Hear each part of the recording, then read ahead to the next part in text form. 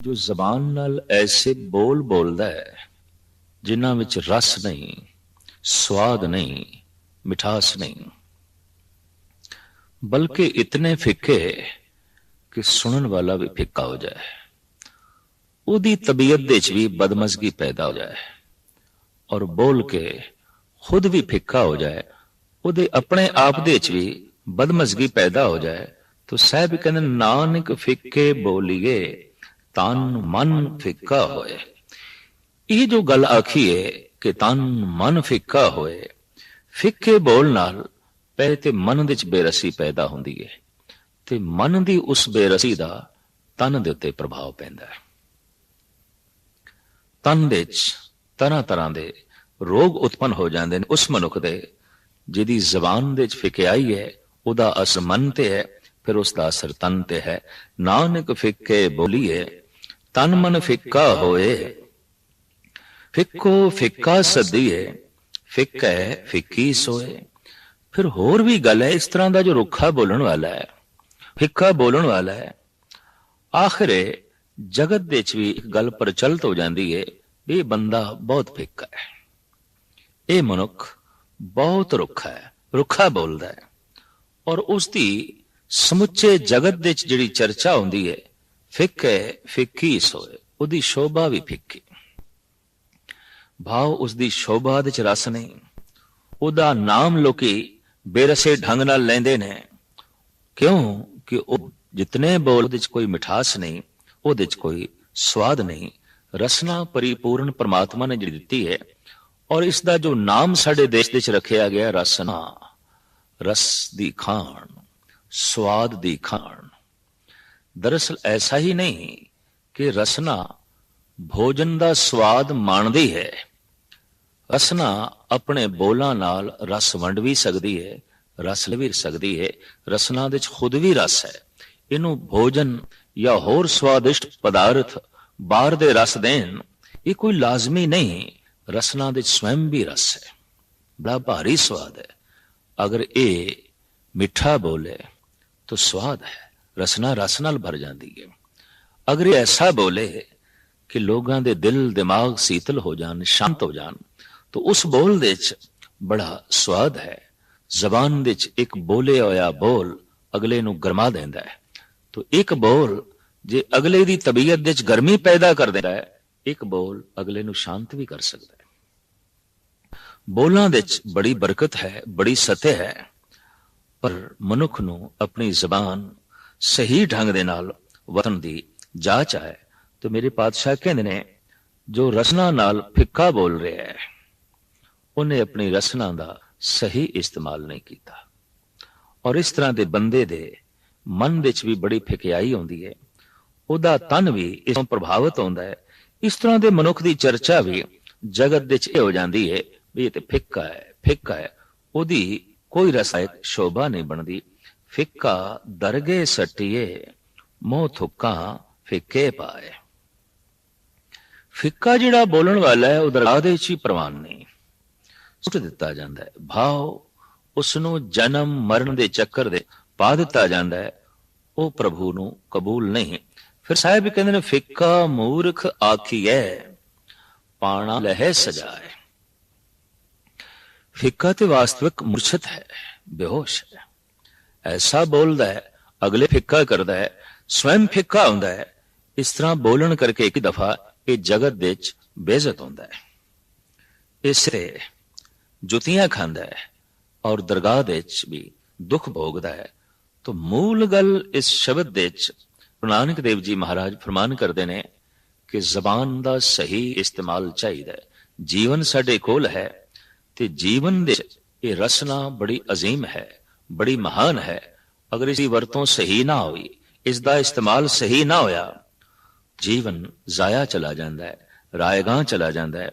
दूसरा सुख अंदरों झूठे पैज बाहर दुनिया अंदर फैल। अंदरों ते झूठा है पर पैज बाहर, बाहरों इज्जत बनाई हुई है इसने, बाहरों अपनी पैज रखी हुई है। दुनिया अंदर फैल, ते दुनिया दे च इस ढंग नाल फैलाव भी फैलाया होया इसने अपनी इज्जत दा, जद के ये अंदरों झूठ है। ਮਨੁੱਖ ਦੋ ਰੰਗੀ ਹੋ ਸਕਦਾ ਹੈ, ਅੰਦਰ ਕੁਛ ਹੋਰ ਤੇ ਬਾਹਰ ਕੁਛ ਹੋਰ। ਪਸ਼ੂ ਜਗਤ ਅੰਦਰੋਂ ਬਾਹਰੋਂ ਇੱਕ ਹੈ, ਲੇਕਿਨ ਆਮ ਮਨੁੱਖ ਅੰਦਰ ਕੁਛ ਹੋਰ ਹੋ ਸਕਦਾ ਹੈ, ਬਾਹਰ ਕੁਛ ਹੋਰ ਹੋ ਸਕਦਾ ਹੈ। ਇਸ ਵਾਸਤੇ ਮਨੁੱਖ ਜਿਤਨਾ ਮਨੁੱਖ ਤੋਂ ਧੋਖਾ ਖਾਂਦਾ ਹੈ, ਮਨੁੱਖ ਇਤਨਾ ਪਸ਼ੂਆਂ ਤੋਂ ਧੋਖਾ ਨਹੀਂ ਖਾਂਦਾ। ਕਿਉਂ? ਪਸ਼ੂ ਤੇ ਅੰਦਰੋਂ ਬਾਹਰੋਂ ਇੱਕ ਨੇ, ਪਰ ਮਨੁੱਖ ਅੰਦਰੋਂ ਬਾਹਰੋਂ ਇੱਕ ਨਹੀਂ ਹੈ। ਮਹਾਰਾਜ ਕਹਿੰਦੇ ਅੰਦਰ ਤੇ ਝੂਠ ਹੈ, ਪਰ ਬਾਹਰ ਇੱਜ਼ਤ ਮਾਣ ਮਰਿਆਦਾ ਬਣਾਈ ਹੋਈ ਔਰ ਬੜਾ ਇੱਜ਼ਤ ਦਾ ਫੈਲਾਓ ਕੀਤਾ ਹੋਇਆ ਹੈ। 68 ਤੀਰਥ ਜੇ ਨਾਵੇ ਉਤਰੈ ਨਾਹੀ ਮੈਲ। ਐਸਾ ਮਨੁੱਖ ਜੇ ਅੰਦਰੋਂ ਝੂਠਾ ਹੈ ਤੇ ਬਾਹਰੋਂ ਹੀ ਇੱਜ਼ਤ ਦਾ ਪ੍ਰਗਟਾਵਾ ਹੈ, ਜੇ 68 ਤੀਰਥਾਂ ਦਾ ਵੀ ਇਸ਼ਨਾਨ ਕਰੇ ਤਾਂ 68 ਤੀਰਥ ਵੀ ਉਸ ਦੀ ਮਨ ਦੀ ਝੂਠ ਨੂੰ ਉਤਾਰਨ ਵਿੱਚ ਅਸਫਲ ਹੋਣਗੇ, ਉਹਦੇ ਮਨ ਦੀ ਮੈਲ ਨੂੰ ਧੋ ਨਹੀਂ ਸਕਣਗੇ। ਕਿਉਂਕਿ ਆਮ ਐਸੀ ਮਨੋਤ ਹੈ ਕਿ ਤੀਰਥਾਂ ਦੇ ਇਸ਼ਨਾਨ ਦੇ ਨਾਲ ਮੈਲ ਲੈ ਜਾਂਦੀ ਹੈ। ਸਾਹਿਬ ਗੁਰੂ ਨਾਨਕ ਦੇਵ ਜੀ ਮਹਾਰਾਜ ਦਾ ਫਰਮਾਨ 68 ਤੀਰਥ ਜੇ ਨਾਵੇ ਉਤਰੇ ਨਾਹੀ ਮੈਲ। ਪਰ ਇਤੋਂ ਉਲਟ ਦੂਸਰੇ ਪਾਸੇ ਜਿਨ ਪਟ ਅੰਦਰ ਬਾਹਰ ਗੁੱਦੜ ਤੇ ਭਲੇ ਸੰਸਾਰ, ਜੋ ਬਾਹਰੋਂ ਤੇ ਗੋਦੜੀ ਦੇ ਚ ਨੇ। ਰੇਸ਼ਮ ਅੰਦਰ ਹੈ, ਅੰਦਰ ਸੱਚ ਹੈ, ਅੰਦਰ ਖਾਸ ਹੈ, ਪਟ ਅੰਦਰ ਕੋਮਲਤਾ ਹੈ, ਲੇਕਿਨ ਬਾਹਰੋਂ ਐਵੇਂ ਦਿਖਾਓ ਮਾਤਰ ਰੁੱਖਾਪਣ ਪ੍ਰਤੀਤ ਹੁੰਦਾ ਹੈ। ਕਿਸੇ ਨਾਲ ਸਾਂਝ ਨਹੀਂ, ਕਿਸੇ ਨਾਲ ਬੋਲਣਾ ਨਹੀਂ, ਖਾਮੋਸ਼ ਇਕਾਂਤ ਇੱਕ ਪਾਸੇ ਬੈਠੇ ਨੇ। ਇਸ ਤਰ੍ਹਾਂ ਦੇ ਮਨੁੱਖ ਨੂੰ ਆਮ ਦੁਨੀਆਦਾਰ ਕਹਿੰਦੇ ਨੇ ਬੜਾ ਰੁੱਖਾ ਹੈ, ਕਿਸੇ ਨਾਲ ਸਾਂਝ ਨਹੀਂ ਬਣਾਉਂਦਾ, ਬੜਾ ਫਿੱਕਾ ਹੈ, ਕਿਸੇ ਨਾਲ ਜੁੜਦਾ ਨਹੀਂ। ਪਰ ਕੌਣ ਦੱਸੇ, ਜਦ ਕੋਈ ਆਪਣੇ ਆਪ ਦੇ ਨਾਲ ਜੁੜ ਜਾਂਦਾ ਹੈ, ਮੁਸ਼ਕਿਲ ਹੈ ਉਸਦੀ ਕਿਧਰੇ ਜਗਤ ਦੇ ਨਾਲ ਸਾਂਝ ਜੁੜੇ। ਜਗਤ ਜਿਸ ਢੰਗ ਨਾਲ ਜੀ ਰਿਹਾ ਹੁੰਦਾ ਹੈ, ਉਸ ਢੰਗ ਨਾਲ ਉਸਦੀ ਸਾਂਝ ਜੁੜਦੀ ਨਹੀਂ, ਔਰ ਉਹ ਆਪਣੇ ਆਪ ਦੇ ਅੰਦਰ ਚਲਾ ਜਾਂਦਾ ਹੈ। ਔਰ ਇਤਨਾ ਅੰਦਰ ਚਲਾ ਜਾਂਦਾ ਹੈ, ਇਤਨੀ ਗਹਿਰਾਈ ਦੇ ਚਲਾ ਜਾਂਦਾ ਹੈ ਕਿ ਆਮ ਸੰਸਾਰ ਉਹਦੇ ਅੰਦਰ ਝਾਤੀ ਵੀ ਨਹੀਂ ਮਾਰ ਸਕਦਾ। ਤਾਂ ਪਾਤਸ਼ਾਹ ਕਹਿੰਦੇ ਅੰਦਰ ਤੇ ਉਹ ਰੇਸ਼ਮ ਦੀ ਤਰ੍ਹਾਂ ਕੋਮਲ ਹੈ, ਜਿਨ ਪਟ ਅੰਦਰ ਪਰ ਬਾਹਰ ਗੁੱਦੜ, ਬਾਹਰੋਂ ਗੋਦੜੀ ਹੈ। ਅੰਦਰੋਂ ਕੋਮਲਤਾ ਹੈ, ਬਾਹਰੋਂ ਕੋਠੋਰਤਾ ਦਿਖਾਈ ਦਿੰਦੀ ਹੈ। ਅੰਦਰ ਮਿਠਾਸ ਹੈ, ਬਾਹਰ ਫਿੱਕਾਪਨ ਦਿਖਾਈ ਦਿੰਦਾ ਹੈ। ਪ੍ਰਤੀਤ ਹੁੰਦਾ ਹੈ ਉਹ ਵਾਸਤਵਿਕ ਫਿੱਕਾ ਹੈ ਨਹੀਂ, ਪਰ ਐਸਾ ਮਹਿਸੂਸ ਹੁੰਦਾ ਹੈ, ਰੁੱਖਾਪਣ ਮਹਿਸੂਸ ਹੁੰਦਾ ਹੈ। ਰਾਜ ਕਹਿੰਦੇ ਤੇ ਭਲੇ ਸੰਸਾਰ, ਸੰਸਾਰ ਦੇ ਚ ਇਹ ਭਲੇ ਨੇ ਉਹਨਾਂ ਨਾਲੋਂ ਜਿਨ੍ਹਾਂ ਦੇ ਅੰਦਰ ਤੇ ਝੂਠ ਹੈ ਪਰ ਬਾਹਰੋਂ ਪ੍ਰਗਟਾਵਾ ਸੱਚ ਦਾ।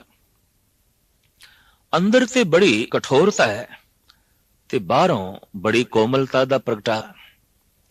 ਅੰਦਰ ਤੇ ਬੜਾ ਅਨਰਥ ਹੈ ਪਰ ਬਾਹਰੋਂ ਬੜੀ ਮਾਣ ਮਰਿਆਦਾ ਬਣਾਈ ਹੋਈ ਹੈ। ਉਹਨਾਂ ਨਾਲ ਇਹ ਚੇ ਨੇ ਜੋ ਅੰਦਰੋਂ ਤੇ ਰੇਸ਼ਮ ਦੀ ਤਰ੍ਹਾਂ ਕੂਲੇ ਨੇ, ਕੋਮਲ ਨੇ, ਪਰ ਬਾਹਰੋਂ ਗੁੱਦੜ ਦੀ ਤਰ੍ਹਾਂ ਰੁੱਖੇ ਨੇ। ਪਟ ਅੰਦਰ ਬਾਹਰ ਗੁੱਦੜ ਤੇ ਭਲੇ ਸੰਸਾਰ, ਤਿੰਨ ਨਿਉ ਲੱਗਾ ਰੱਬ ਸੇਤੀ ਦੇਖਨੇ ਵਿਚਾਰ। ਜੇ ਗੌਰ ਨਾਲ ਦੇਖੀਏ ਤੇ ਉਹ ਅੰਦਰੋਂ ਪ੍ਰਭੂ ਨਾਲ ਜੁੜੇ ਹੋਏ ਨੇ, ਅਕਾਲ ਪੁਰਖ ਨਾਲ ਹੋਏ ਨੇ। ਔਰ ਅੰਦਰ ਇੱਕ ਵਿਚਾਰ ਚੱਲਦੀ ਹੈ ਕਿ ਦੇਖਨੇ ਵਿਚਾਰ, ਦੇਖਣ ਦੀ ਵਿਚਾਰ ਚੱਲਦੀ ਹੈ। ਪਰਮਾਤਮਾ ਨਾਲ ਪਿਆਰ ਪਿਆ ਹੋਇਆ ਹੈ ਔਰ ਉਹਨੂੰ ਦੇਖਣ ਦੀ ਵਿਚਾਰ ਪਈ ਚੱਲਦੀ ਹੈ, ਦੇਖਣ ਦੀ ਸੋਚਣੀ ਪਈ ਚੱਲਦੀ ਹੈ, ਚਿੰਤਨ ਚੱਲ ਰਿਹਾ ਹੈ, ਯਾਦ ਚੱਲ ਰਹੀ ਹੈ, ਤਾਂ ਕਿ ਉਸ ਨੂੰ ਸਾਖਸ਼ਾਤ ਵੇਖ ਸਕੀਏ, ਮਹਿਸੂਸ ਕਰ ਸਕੀਏ। ਐਸੇ ਜਿਹੜੇ ਪੁਰਸ਼ ਨੇ, ਮਹਾਰਾਜ ਕਹਿੰਦੇ ਨੇ ਰੰਗ ਹੱਸੇ ਰੰਗ ਰੋਵੇ ਚੁੱਪ ਵੀ ਕਰ ਜਾਏ। ਉਹਨਾਂ ਦੇ ਹਾਸੇ ਦੇ ਵਿੱਚ ਵੀ ਕੋਮਲਤਾ ਹੈ, ਮਧੁਰਤਾ ਹੈ, ਮਿਠਾਸ ਹੈ। ਰੰਗ ਰੋਵੇ ਪਰ ਉਹਨਾਂ ਦੇ ਰੋਣ ਦੇ ਵਿੱਚ ਵੀ ਕੋਮਲਤਾ ਹੈ, ਮਿਠਾਸ ਹੈ, ਮਧੁਰਤਾ ਹੈ। ਆਮ ਬੰਦੇ ਦਾ ਹਾਸਾ ਵੀ ਕਠੋਰ ਹੋ ਸਕਦਾ ਹੈ। ਇੱਥੇ ਇੱਕ ਤਰਕ ਖੜੀ ਹੋ ਸਕਦਾ ਹੈ, ਹਾਸੇ ਦੇ ਵਿੱਚ ਕਠੋਰਤਾ। ਹਾਂ, ਚੱਲਦਾ ਹੋਇਆ ਮੁਖ ਠੋਕਰ ਖਾ ਕੇ ਕਿਧਰੇ ਗਿਰ ਗਿਆ ਤੇ ਅਸੀਂ ਹੱਸਿਆ, ਇਹ ਹਾਸਾ ਕਠੋਰ ਹਾਸਾ। ਕਿਸੇ ਦੇ ਘਰ ਨੂੰ ਕੋਈ ਕਲੰਕ ਲੱਗ ਗਿਆ ਹੈ, ਆਗ ਲੱਗ ਗਿਆ ਹੈ, ਦੀਵਾਲੀਆ ਹੋ ਗਿਆ ਹੈ, ਨੁਕਸਾਨ ਹੋ ਗਿਆ ਹੈ, ਅਸੀਂ ਹੱਸ ਪਏ ਹਾਂ, ਤਾਂ ਸਾਡਾ ਹਾਸਾ ਕਿਸੇ ਤੇ ਨੁਕਸਾਨ ਤੇ ਖੜਾ ਹੈ, ਸਾਡਾ ਹਾਸਾ ਕਿਸੇ ਦੀ ਕਮਜ਼ੋਰੀ ਤੇ ਖੜਾ ਹੈ, ਸਾਡਾ ਹਾਸਾ ਕਿਸੇ ਦੀ ਬੇਇੱਜ਼ਤੀ ਤੇ ਖੜਾ ਹੈ। ਸਾਡਾ ਹਾਸਾ ਤਾਂ ਹੀ ਉਤਪੰਨ ਹੋਵੇਗਾ ਕਿ ਚੱਲਦਾ ਹੋਇਆ ਮਨੁੱਖ ਗਿਰੇ, ਕਿਸੇ ਦੀ ਪੱਗ ਲੈ ਗਈ ਹੈ, ਖਿੜਖਿੜਾ ਕੇ ਹੱਸ ਪਿਆ। ਇਹ ਹਾਸਾ ਬੜਾ ਕਠੋਰ ਹੈ ਔਰ ਇਸ ਹਾਸੇ ਤੋਂ ਚੋਟ ਪਹੁੰਚਦੀ ਹੈ, ਜ਼ਖਮ ਪਹੁੰਚਦੇ ਨੇ। ਰੰਗ ਰੋਵੇ, ਰੋਣਾ ਵੀ ਆਪਣੇ ਆਪ ਦੇ ਵਿੱਚ ਪਰਿਪੂਰਨ ਪ੍ਰਮਾਤਮਾ ਦੀ ਇੱਕ ਬਹੁਤ ਵੱਡੀ ਦੇਣ ਹੈ। ਇਸ ਰੋਣੇ ਨਾਲ ਅੰਦਰ ਦੇ ਬੜੇ ਗੁਬਾਰ ਨਿਕਲ ਜਾਂਦੇ ਨੇ।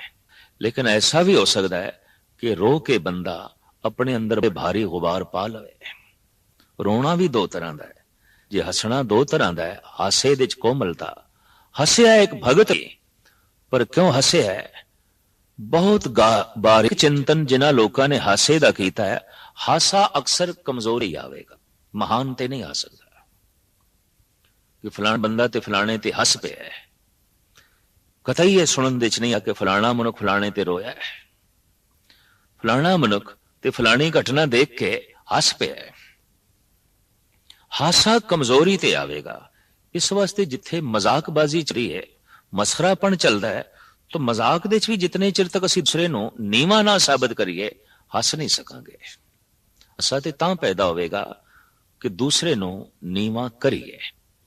ਅਗਰ ਉਹ ਮਹਾਨ ਉਸੇ ਤਰੀਕੇ ਨਾਲ ਬਣਿਆ ਹੀ ਰਿਹਾ ਤੇ ਉਸ ਨੂੰ ਨਾ ਕਰ ਸਕੇ, ਤਾਂ ਹਾਸਾ ਤਾਂ ਪੈਦਾ ਹੀ ਨਹੀਂ ਹੋ ਸਕਦਾ। ਹੱਸੀ ਉਦੋਂ ਹੀ ਪੈਦਾ ਹੁੰਦੀ ਹੈ ਜਦ ਕਿਸੇ ਨੂੰ ਛੋਟਾ ਕਰੀਏ ਜਾਂ ਕੋਈ ਛੋਟਾ ਹੋਵੇ। ਤੋ ਇੱਥੇ ਸਵਾਲ ਪੈਦਾ ਹੁੰਦਾ ਹੈ, ਜੇ ਹਾਸਾ ਬਿਲਕੁਲ ਛੋਟੇਪਣ ਤੇ ਹੀ ਆਉਂਦਾ ਹੈ, ਕਮਜ਼ੋਰੀ ਤੇ ਹੀ ਆਉਂਦਾ ਹੈ, ਉਹ ਮਹਾਂਪੁਰਸ਼ ਕਿਉਂ ਹੱਸਦੇ ਨੇ? ਉਹ ਕਿਸ ਤੇ ਹੱਸਦੇ ਨੇ? ਉਹ ਹੱਸਦੇ ਨੇ, ਉਹ ਕਿਸੇ ਦੀ ਕਮਜ਼ੋਰੀ ਤੇ ਨਹੀਂ ਹੱਸਦੇ, ਉਹ ਆਪਣੀ ਕਮਜ਼ੋਰੀ ਤੇ ਹੱਸਦੇ। ਉਹ ਕਿਸੇ ਦੇ ਔਗਣਾਂ ਨੂੰ ਵੇਖ ਕੇ ਨਹੀਂ ਹੱਸਦੇ, ਉਹ ਆਪਣੇ ਅੰਦਰ ਕਿਸੇ ਖਾਮੀ ਨੂੰ ਵੇਖ ਕੇ ਹੱਸਦੇ ਨੇ। ਉਹ ਕਿਸੇ ਦੇ ਗਿਰਨ ਤੇ ਨਹੀਂ ਹੱਸਦੇ, ਅੱਜ ਤੱਕ ਜੋ ਜ਼ਿੰਦਗੀ ਦੇ ਵਿੱਚ ਆ ਗਿਰੇ ਹੁੰਦੇ ਨੇ ਥਾਂ ਥਾਂ ਤੇ, ਉਹਨੂੰ ਯਾਦ ਕਰਕੇ ਹੱਸ ਪੈਂਦੇ ਨੇ। ਇਸੇ ਨੂੰ ਬਾਬਾ ਫਰੀਦ ਨੇ ਕਿਹਾ, ਕਾਲੇ ਮੈਡੇ ਕੱਪੜੇ ਕਾਲਾ ਮੈਡਾ ਵੇਸ, ਗੁਣ ਹੀ ਭਰਿਆ ਮੈਂ ਫਿਰਾਂ ਲੋਕ ਕਹੇ ਦਰਵੇਸ਼। ਦੁਨੀਆ ਤੇ ਮੈਨੂੰ ਦਰਵੇਸ਼ ਕਹਿੰਦੀ ਹੈ, ਪਰ ਮੈਂ ਦਰਵੇਸ਼ ਨਹੀਂ ਆ, ਮੈਂ ਤੇ ਔਗਣਾਂ ਨਾਲ ਭਰਿਆ ਹੋਇਆ। ਇੱਕ ਪਹਿਚਾਣ ਹੈ ਇਹ ਸਤਪੁਰਸ਼ ਦੀ ਕਿ ਜਦ ਆਤਮ ਚਿੰਤਨ ਕਰੇਗਾ ਤੇ ਚਿੰਤਨ ਕਰਦਾ ਕਰਦਿਆਂ ਗਹਿਰਾਈ ਵਿੱਚ ਜਾਏਗਾ, ਹੱਸੇਗਾ, ਲਾਜ਼ਮੀ ਹੱਸੇਗਾ। ਕਿਉਂਕਿ ਪਹਿਲੇ ਤੇ ਉੱਪਰ ਔਗਣੀ ਨੇ ਜੋ ਮਹਾਂਪੁਰਸ਼ ਨੂੰ ਦਿਖਾਈ ਦਿੰਦੇ ਨੇ। ਇਸੇ ਨੂੰ ਗੁਰੂ ਰਾਮਦਾਸ ਜੀ ਮਹਾਰਾਜ ਨੇ ਫਰਮਾਨ ਕੀਤਾ, ਹਰ ਜਨ ਗਾਵਤ ਹੱਸਿਆ। ਹਰੀ ਦਾ ਜਨ ਪ੍ਰਭੂ ਦੇ ਗੁਣ ਗਾਉਂਦਿਆਂ ਗਾਉਂਦਿਆਂ ਹੱਸ ਪਿਆ, ਪ੍ਰਭੂ ਤੇ ਹੱਸਿਆ ਨਹੀਂ, ਪ੍ਰਭੂ ਗੁਣ ਗਾਉਂਦਿਆਂ ਗਾਉਂਦਿਆਂ ਆਪਣੇ ਔਗਣ ਦਿਖਾਈ ਦਿੱਤੇ। ਪ੍ਰਭੂ ਦਾ ਗੁਣ ਤੇ ਇੱਕ ਐਸਾ ਦਰਪਣ ਹੈ, ਉਸੇ ਦਰਪਣ ਦੇ ਵਿੱਚ ਆਪਣੇ ਔਗਣ ਦਿਖਾਉਣ ਲੱਗ ਪੈਂਦੇ ਨੇ, ਔਰ ਉਸੇ ਕਰਕੇ ਮਹਾਂਪੁਰਸ਼ ਹੱਸ ਪੈਂਦਾ ਹੈ ਵੀ ਜਗਤ ਮੈਂ ਕੀ ਆਖਦਾ ਤੇ ਮੈਂ ਕੀ ਹਾਂ, ਮੈਂ ਆਪਣੇ ਆਪ ਨੂੰ ਕੀ ਸਮਝਦਾ ਤੇ ਵਾਸਤਵਿਕ ਦੇ ਵਿੱਚ ਮੈਂ ਕੀ ਹਾਂ। ਜਦ ਉਸ ਨੂੰ ਆਪਣੇ ਔਗਣ ਦਿਖਾਈ ਦਿੰਦੇ ਨੇ ਤਾਂ ਮਸਤੀ ਦੇ ਵਿੱਚ ਹੱਸ ਪੈਂਦਾ ਹੈ। ਇਸ ਹਾਸੇ ਦੇ ਵਿੱਚ ਵੀ ਮਲਤਾ ਹੈ, ਮਧੁਰਤਾ ਹੈ। ਆਮ ਮਨ ਜਦ ਰੋਂਦੇ ਨੇ ਕਿਸੇ ਮਿੱਤਰ ਦੇ ਵਿਛੋੜੇ ਚ, ਪੁੱਤਰ ਦੇ ਵਿਛੋੜੇ ਚ, ਪਰਿਵਾਰ ਦੇ ਵਿਛੋੜੇ ਚ, ਧਨ ਸੰਪਦਾ ਦੇ ਵਿਛੋੜੇ ਚ, ਇਹ ਜਿਹੜਾ ਰੋਣਾ ਹੈ ਇਹਦੀ ਆਪਣੀ ਕੀਮਤ ਹੈ, ਆਪਣਾ ਮੁੱਲ ਹੈ। ਪਰ ਭਗੀ ਰੋਂਦੇ ਨੇ ਪਰਮਾਤਮਾ ਦੇ ਵਿਛੋੜੇ ਚ, ਈਸ਼ਵਰ ਦੇ ਵਿਛੋੜੇ ਚ। ਈਸ਼ਵਰ ਚੂੰਕਿ ਅਮੁੱਲ ਹੈ, ਬੇਸ਼ਕੀਮਤ ਹੈ, ਐਸੇ ਮਹਾਂਪੁਰਸ਼ਾਂ ਦਾ ਰੋਣਾ ਵੀ ਬੜਾ ਬੇਸ਼ਕੀਮਤ ਹੈ, ਅਮੁੱਲ ਹੈ। ਔਰ ਉਹਨਾਂ ਦਾ ਇੱਕ ਇੱਕ ਹੰਝੂ, ਉਸ ਤੇ ਹਜ਼ਾਰਾਂ ਹੀਰੇ ਮੋਤੀ ਕੁਰਬਾਨ ਕੀਤੇ ਜਾ ਸਕਦੇ ਨੇ। ਉਹ ਹੰਝ ਨਹੀਂ, ਉਹ ਤੇ ਮੋਤੀ ਨੇ। ਉਹ ਹੰਝੂ ਨਹੀਂ, ਉਹ ਤੇ ਐਸੇ ਦਰਿਆ ਨੇ ਜੋ ਸਾਰਾ ਗੁਬਾਰ ਅੰਦਰ ਦਾ ਧੋ ਦਿੰਦੇ ਨੇ, ਸਹੀ ਮਹਿਲ ਨੂੰ ਅੰਦਰੋਂ ਧੋ ਦਿੰਦੇ ਨੇ। ਇਸੇ ਨੂੰ ਨੰਦ ਲਾਲ ਨੇ ਕਿਹਾ, ਦੋ ਚਸ਼ਮ ਕੇ ਦਰਿਆਏ ਅਜ਼ੀਮੁਲ ਸ਼ਾਨ ਐ ਗੋਇਆ, ਜ਼ਹਿਰ ਅਸ਼ਕਮ ਬਵਦ ਸ਼ਾਦਾਬੀਏ ਸਰਬਾਗ ਬਾਗ।